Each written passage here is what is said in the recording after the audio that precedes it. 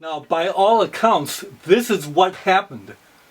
So, at the end of World War II, before the A-bombs were dropped, the thinking was they were going to have to go ahead and invade mainland Japan. And it was going to be horrible. What the United States did was they moved over tons and tons and tons of material and supplies, logistics, to get that invasion of Japan. So everything was stocked up. So talk about supply chains. If you want to solve supply chain problems, all you gotta do is let the US military do it. They'll move anything and everything where it needs to go, and they'll get it done quick. So all this stuff about supply chains being an impossible problem to solve, bunch of garbage. When the United States put their mind to it, they had all the goods stacked up all the way to the rafters in all the warehouses over there on all the islands. It was all ready to go. Now what happened was when the A-bombs were dropped and World War II came to a screeching end, all that stuff was stuck over there. And it was going to cost a lot of money to bring all that stuff back.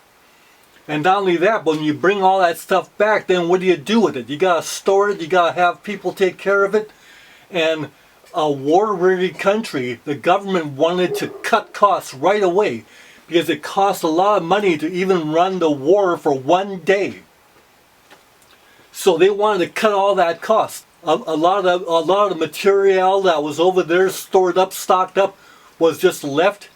And not only that, but a lot of the airplanes, tanks, and all those wonderful F-4U Corsairs on all those aircraft carriers. Like we built over 100 aircraft carriers. So all those planes, they didn't want to bring them back because it was expensive to bring them back. They wound up taking those airplanes and a lot of the other equipment and just tossing it overboard on the way back. It was horrible. And if it wasn't for entrepreneurs like Bruce Hodgdon, who resurrected and saved that gunpowder for us to use all the way up until 1972. There was 40mm cannon gunpowder, there was 20mm cannon gunpowder, which was 4831, all the small arms gunpowder that was all ready to go into production, into ammunition, that was 4895. There was bags and bags and tons of gunpowder for the big naval guns. It was all thrown overboard. Well, wouldn't you know it, we're here at the range, but the California Highway Patrol is here, and they have the outdoor range all for themselves, and they're shooting up a storm in the back. So anyway, we're gonna go ahead and test those loads with the old 4831 powder. Now, you know, I did a video on reloading with this powder, and I bought this in 1971, and it's Bruce Hodgdon's surplus 4831, that's 20mm cannon powder that he resurrected from World War II. But it suddenly dawns on me that when I bought this in 1971, they were still using the surplus lots of powder that Bruce Hodgdon got from the government after World War II. And those surplus lots ran out in 1972-73. So that's when Bruce Hodgdon's company started making 4831, IMR 4831.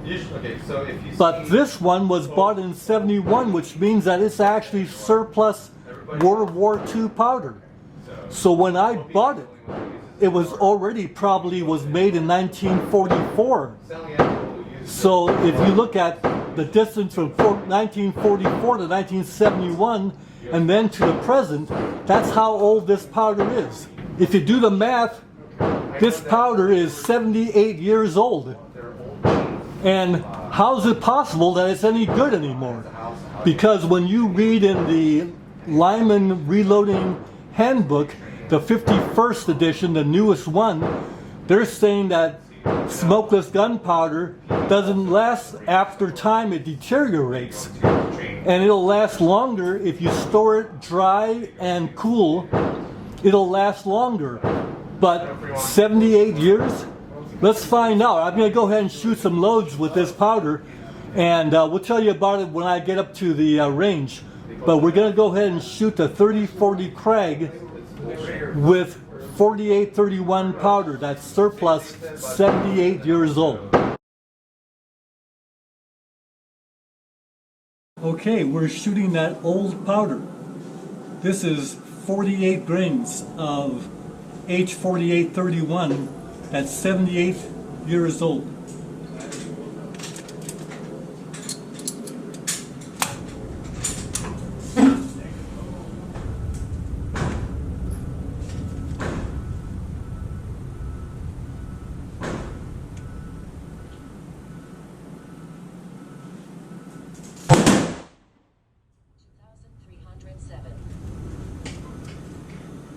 That's 2,307 feet per second, right on what it should be.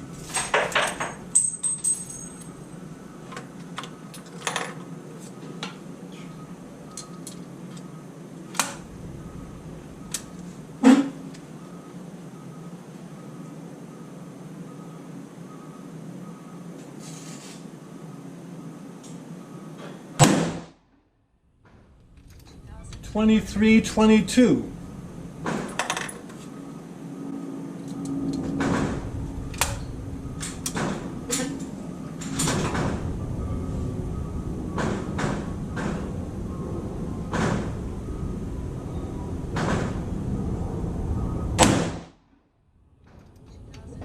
$22.98. So that one opened up the extreme spread.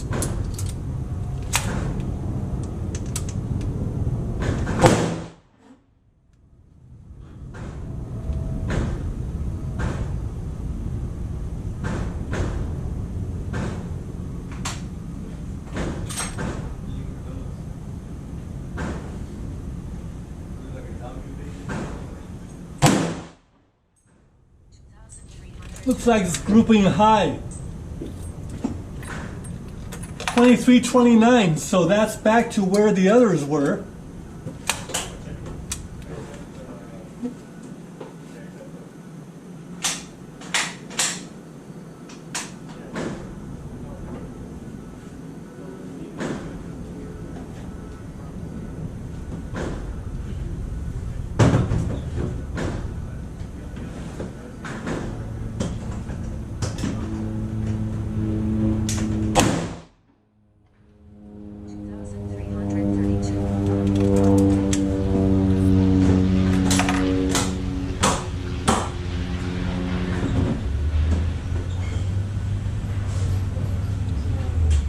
Okay, so 2,317 feet per second, right on what the loading manual says this should be giving us. 34 feet per second extreme spread and a standard deviation of 13. Quite credible for a 78-year-old powder. Now we're shooting 48.5 grains of that H4831 that is 78 years old.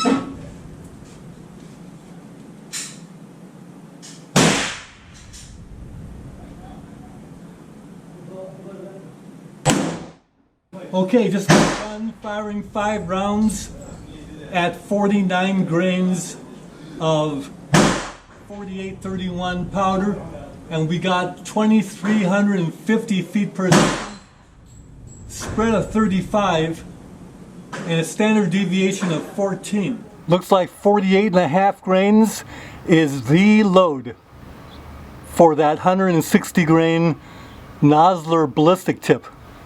100 yards, that's easily inside and in. So looking good for that powder and the bullet. The Nosler 160 grain ballistic tip. It's a nice combination, nice load. And at 3.250 inches of overall length, that gives a lot more of forward seating of the bullet, so it's out there. And that's because I had asked Troy to give me a little bit longer lead so I could load heavier bullets farther out. And Troy gave me that. Overall, I'm really liking this. So I'll tell you what this means, gang. And that is, if you run into estate sales or reloaders who are maybe very ill and they want to sell all of their reloading stuff, and what they have is a lot of old powder. So you look at the can, and the can doesn't have a lot of corrosion, and it's in good shape. And you see there's not a lot of corrosion. If the can container is in good shape, that's the first thing. The second thing is, you look at the powder and you say, well, you know what, let's go ahead and open it up and let's just check it out. So you pour the powder out into a container. And of course you pour it back in. But the whole idea is, if the gunpowder looks like good gunpowder, you know what gunpowder looks like. It doesn't have discolorations in it. If it has discolorations, it means it's been subjected to heat. And the heat has caused some of the powder to go bad. And then when they shake it up, you get discolorations in the powder. It's not the same nice grayish color, or light gray or dark gray. Doesn't have that nice smell of gunpowder. So if it's got a damaged container, a corroded container, pass. But if the container's okay, then you go ahead and check the way it looks. Then you say, you know, I'll tell you what, this powder's probably about 50 years old. I mean, we can't pay you what new powder's worth. You can probably get it for like 20 cents on the dollar. And it's going to be good. This powder shoots up a storm. The muzzle velocity is there. And it's 78 years old. So you get a chance to buy old gunpowder. If it looks good and smells good and the container looks good, well, you got a good buy there. Now, of course, when you see something like H4831, you know it's good because that powder is still currently made. But suppose you get a can that says High Velocity 2 on it, or Alcan 4, Alcan 5, Alcan 7. Well, those powders you probably want to pass because those are so old that the reloading data is you won't be able to find the reloading data very easily. But if the cans look like this, but look at that, the bottom looks good, or if the can looks like this, look at the bottom of that one. That means they've been stored well. Just because you got an old-fashioned container, these powders are currently made.